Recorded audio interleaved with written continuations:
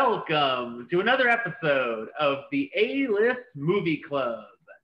I am your host, the game changer, Wes Truth. And once again, I am joined by Dominic and John. How's it going tonight, guys? Good. Good. How you guys doing? All right.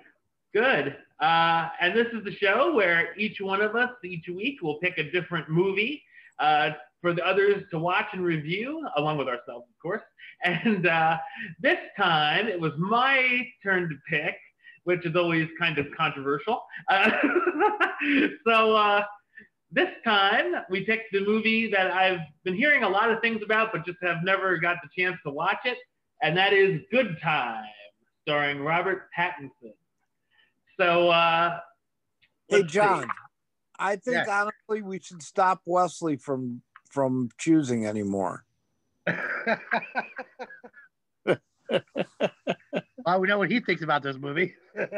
Connie Nikas and his developmentally disabled brother, Nick, rob a New York City bank for $65,000. Afterwards, the two are forced to flee on foot from the police, who end up arresting Nick while Connie escapes. Feeling as though Nick won't be able to survive in the tough jail, Connie spends the night trying to get $10,000 to a bail bondsman by any means necessary, while many crazy antics ensue.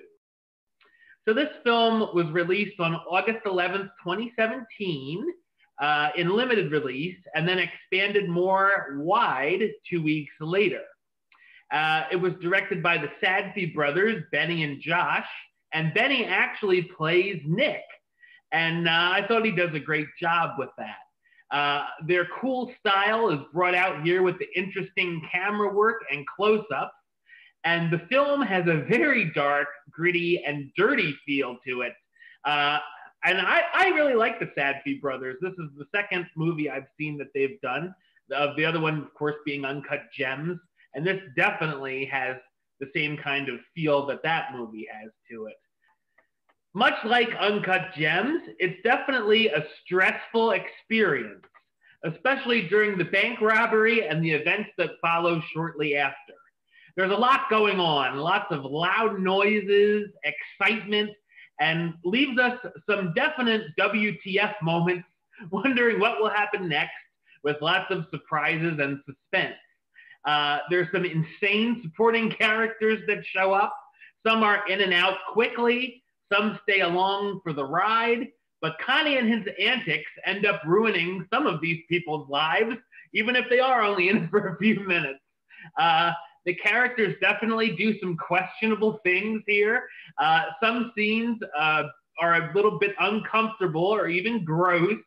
The characters can be hard to root for, as there's really no likable characters.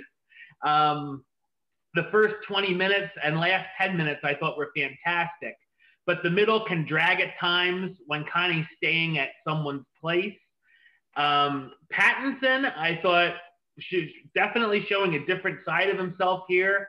Between this and the movie The Lighthouse, he's definitely being taken more seriously, which is a good thing, since he's going to be playing Batman, hopefully, sometime soon. I thought there was definitely some cool music in here. The artist who did the music, his name is One O Tricks Point Never. So that's an interesting name, to say the least. And last but not least, a shout out to them throwing in a haunted house, as we talked about in the guest review, that I love when haunted houses get thrown in. But yeah, definitely, I'm interested in more projects that the Sadfi brothers have in the future. Yeah, it's definitely not an easy watch.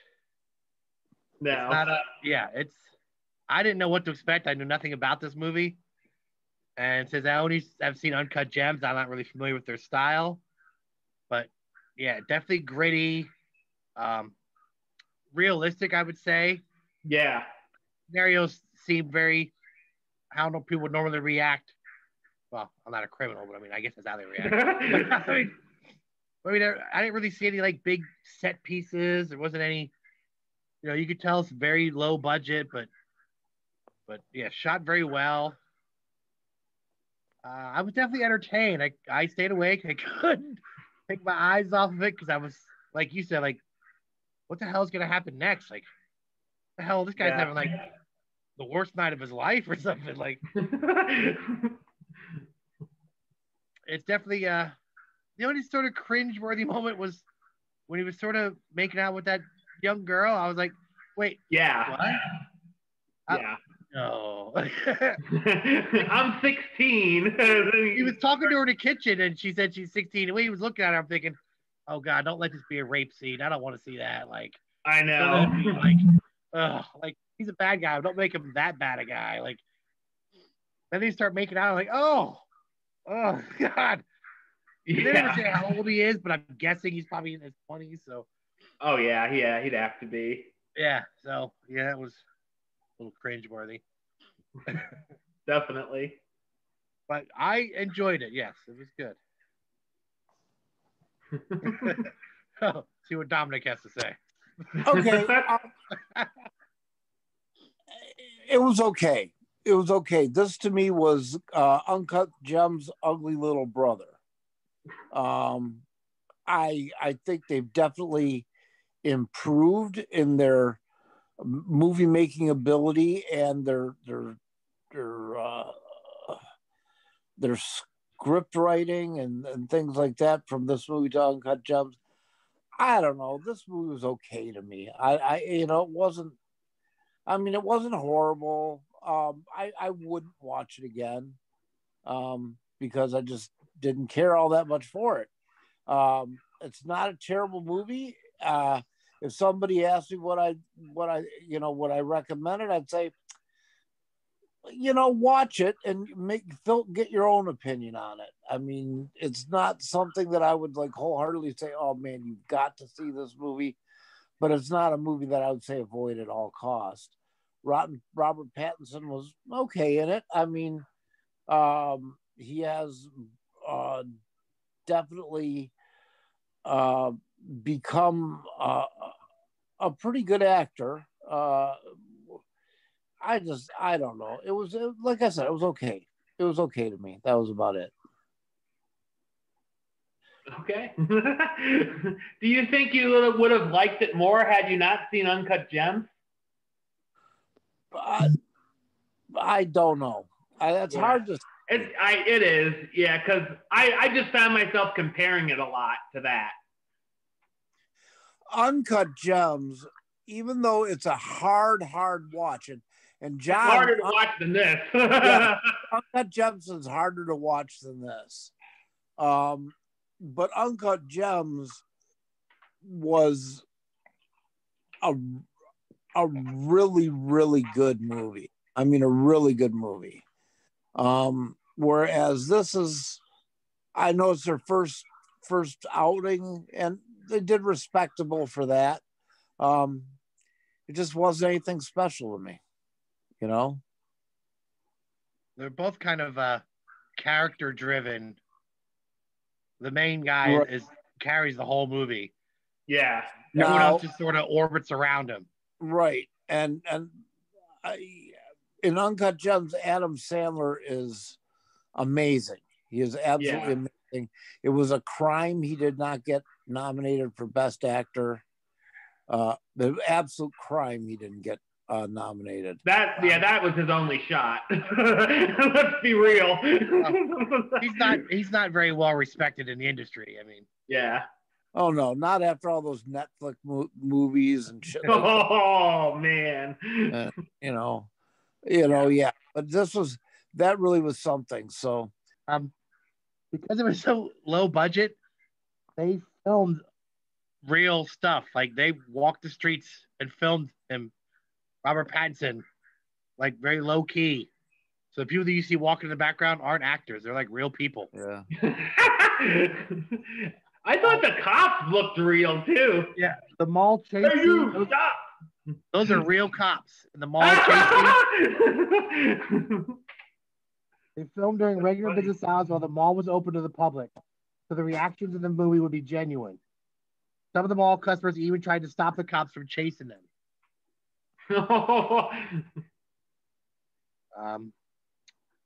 Robert Pattinson's hair started to fall out because they kept bleaching it black and blonde, black and blonde. They dyed it black so he would match his brother in the movie, and then they bleached it blonde. So there's a scene in the movie where he bleaches his hair, but they cut it out. This is why that girl walks in, he's got stuff in his hair. Like, where did that come from? Yeah. So they cut that out. They said it sort of slowed down the pace. Jeez. Not that this was very fast paced anyway, but yeah, that part was slow. After filming the movie, he shaved off his hair. That's why his mugshot on TV is bald. I was gonna say, yeah. I wonder if that was why. Robert Pattinson went out walking the streets of New York in full character, dressed completely like Connie, and no one recognized him.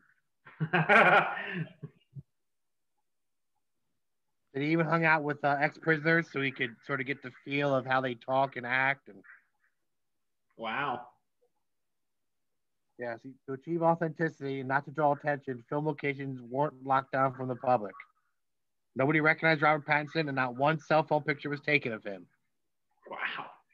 Yeah. That's impressive. None of the actors other than Robert Pattinson and his brother read a script. So the only two who received a script. Everyone else was told to improvise. Oh my God.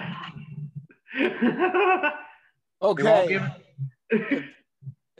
If that is truly the case, that this movie was improvised except for Robert Pattinson and his brothers, then that raises the bar for me. It said all actors didn't read the script, but were given a detailed backstory of their characters and were told to improvise every scene. Wow. Robert Pattinson and Benny Safdie had scripts, but were still told to react to the others as well as they could. Wow, cool. Very, very interesting. Robert Pattinson saw a poster of a movie called Heaven Knows What that the brothers did. I've never heard of that. He saw just the poster and he contacted them through email and said, I want to work with you guys. Wow. So then they did this movie with him. The bail bondsman in the movie is an actual bail bondsman. He's not an actor. And that's his real life wife. And that's their actual bail bond office. Wow. Like, that's how authentic they tried to get. Yeah, they tried to hire an actor, but the actor couldn't get it right, so they just hired that guy. That's awesome. Didn't have to act. This is what he does every day, you know? Yeah, true.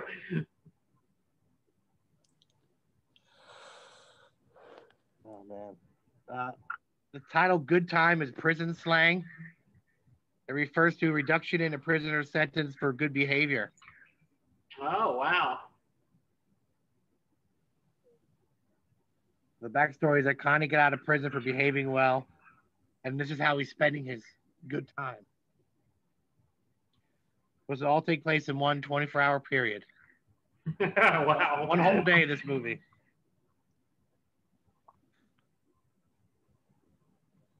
Yeah. It's pretty interesting. Yeah, that was a lot of interesting stuff there. The director of the Batman saw this movie, and that's why he wanted Robert Pattinson to play Batman. Okay. Yeah. And the guy you said was the best part, Dominic, the guy that beat up the whole time. Yeah. Yeah, he's an actual ex-con who got out of prison 2 weeks before they started filming. Oh. That's awesome. And in real life, he jumped out of a taxi while I was moving. He was telling the directors that story, and they thought, that's freaking awesome. We're putting that in the movie. Like, that really happened in real life. No wonder some of this stuff is so off the wall. I'll start off I'll give you my rating on this movie. I'm going straight down the middle 5. Straight down the middle 5. I didn't hate it. I didn't particularly like it, but it was okay. I wouldn't watch it again, but it's not like if I would have went and saw this in the theaters, I wouldn't have walked out, and I wouldn't have walked out demanding my money either. So it wasn't a Dark Tower for you.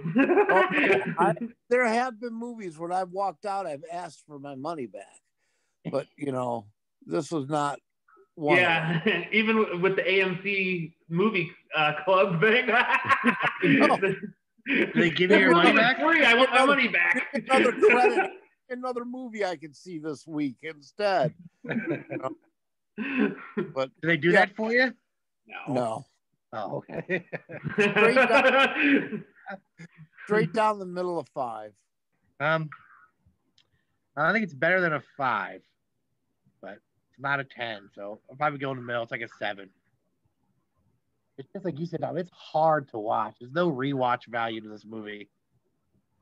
It's not at all. Like Sunday afternoon, you're flipping through the channels. Oh shit, Good Time's on. No, you're not gonna watch this again. Right. Like you said, you still watch Die Hard or The Godfather if you come across it. Yeah. Yeah. About a 7. Yeah. Okay, Bubble Boy, what do you think of this? I loved it. I give it a 9. No, not quite that high. But yeah, I was sort of in between 7 and 8. But I think I'm going to go with 8. Wes, did you catch the little joke when the amusement park is called Adventureland? Mm-hmm. Which was a movie that starred Kristen Stewart. Oh, yeah, that Kristen Stewart movie. Yeah, I was like, oh, shit, what if they did that on purpose? That's funny. Probably, knowing them. That's funny. Okay, all right. So Dominic, now it's your turn. So it's my turn for the movie. Yep. Okay, I've been going over a lot of different movies. Some of them I don't know if you have or have access to, John. So this I know is on Netflix, and the reason I'm going to pick it is because it's leaving Netflix at the end of February. And I don't know if you've seen this or not. I know Wesley hasn't seen it. We watched The Godfather. Now we're going to watch Goodfellas. Have you ever seen that, John? Yes. Oh, okay. Okay. Wesley has, and I'm interested to see what he thinks, how he'll compare this with The Godfather. And you said you only saw it once, Dominic, a long time ago. So. Yeah, I saw it once when it first came out. That's it. Okay, yeah. So that it'll be a refresher for the two of you. Funny, haha. Yeah. Do I amuse you?